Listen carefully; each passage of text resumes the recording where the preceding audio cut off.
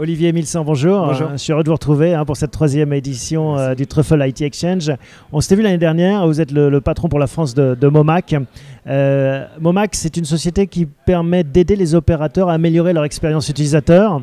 Parce qu'il y a un enjeu pour les opérateurs de téléphonie mobile, c'est de ne pas devenir juste un tuyau et de conserver une partie de la valeur ajoutée du service. En fait, il y a plusieurs enjeux. Il y a le premier enjeu qui est d'essayer de récupérer un petit peu d'expérience utilisateur parce qu'on sait que les utilisateurs ont tendance à aller directement sur des services en passant par des applications ou allant sur des sites mobiles. Donc ils ont perdu cette relation directe avec les utilisateurs lambda. Donc ils essaient de la garder avec leurs abonnés, ce qui est déjà pas facile parce que c'est des sociétés qui ne viennent pas d'une culture purement marketing, d'e-commerce, de CRM. Ouais, c'est plus des réseaux, des ingénieurs. C'est des gens des télécoms. Donc nous, on les accompagne pour plusieurs choses. Pour essayer déjà de les faire passer d'un modèle où ils se disaient que le mobile, c'est une façon de gagner de l'argent avec des contenus premium, des logos, des sonneries, ce genre de choses. Ça, on oublie complètement, ça ne marche plus. Il y a plein de choses gratuites pour le faire. Donc nous, on les accompagne de ce modèle-là, qui était plutôt le modèle des années 2000, vers le modèle d'aujourd'hui, qui est de dire j'utilise les canaux de distribution digitaux pour augmenter ma relation avec les utilisateurs. Et ça, je vais le faire sur tous les types d'écrans digitaux. Par exemple, parce qu'en effet, c'est ça, c'est l'évolution aussi. On n'est plus juste opérateur mobile, on est opérateur multi-écran. On est multi-écran et les utilisateurs sont multi-écran aussi. Aujourd'hui, ils s'adressent sur des problématiques de leurs opérateurs via le web, les tablettes, les mobiles, aujourd'hui la Smart TV. Et alors, quel genre de service vous proposez justement à ces opérateurs ?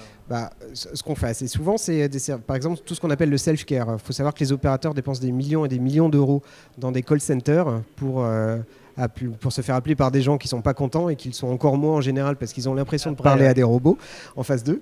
Donc tant qu'à mettre des robots, nous on met les robots derrière en termes de serveurs et on va digitaliser toute cette expérience client en essayant d'identifier l'utilisateur, voir son type de téléphone, voir éventuellement quel type de forfait ou quel type de problème il pourrait avoir, essayer de répondre à ça de façon complètement dynamique. Donc notre discours auprès des opérateurs, c'est vous allez réduire vos coûts de call center et vous allez investir ce coût-là directement sur des canaux digitaux parce qu'aujourd'hui les gens interagissent de plus en plus via le self-service. Et améliorer, on l'espère, la satisfaction client.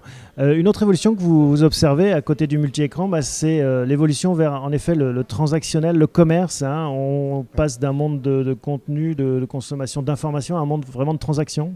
Oui, en fait, les opérateurs doivent se comporter comme des acteurs du e-commerce, c'est-à-dire vendre des forfaits mobiles, des options de façon beaucoup plus flexible et pas juste des packages. Un bon exemple en France, c'est les offres de Soch ou c'est les offres de B&You qui sont beaucoup plus flexibles. C'est aussi vendre des téléphones mais de façon un peu différente. C'est pourquoi pas vendre aussi des accessoires et devenir, en fait, utiliser toute la relation qu'ils ont et toute la connaissance qu'ils ont de leurs utilisateurs pour essayer de leur proposer des choses un peu intéressantes. Alors, vous mentionnez des B&You, des Soch, on a vu l'arrivée de Free. Est-ce que cette évolution vers le low cost gêne aussi la marge de manœuvre de ces opérateurs et par conséquent la vôtre ?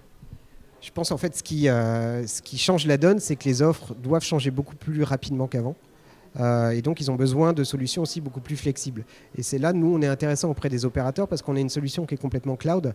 Et donc on est en compétition avec des systèmes, des façons de travailler où les opérateurs passaient par leur département IT. À chaque fois qu'ils voulaient changer une couleur ou faire une nouvelle interface, ça prenait 3 semaines. Chez nous, ils arrivent, ils se loguent et ils changent les choses directement. Donc ça leur donne beaucoup plus de flexibilité et ça colle vraiment avec les demandes du marché.